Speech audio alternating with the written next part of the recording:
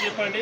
నేను మాదక ద్రవ్యాలపై జరుగుతున్న పోరాటంలో క్రియాశీల భాగస్వామిని అవుతానని నేను డ్రగ్స్ రహిత జీవన శైలిని అనుసరిస్తూ నాతో పాటు ఏ ఒక్కరు డ్రగ్స్ బారిన పడకుండా ఉండడానికి కృషి చేస్తానని డ్రగ్స్ అమ్మకం కొనుగోలు మరియు అక్రమ రవాణా చేసే వ్యక్తుల సంబంధిత అధికారులకు తెలియజేస్తానని నేను డ్రగ్స్ రహిత సమాజమే లక్ష్యంగా సాగుతున్న తెలంగాణ ప్రభుత్వ సంకల్పంలో భాగస్వామిని అవుతానని ప్రతిజ్ఞ చేయుచున్నాను.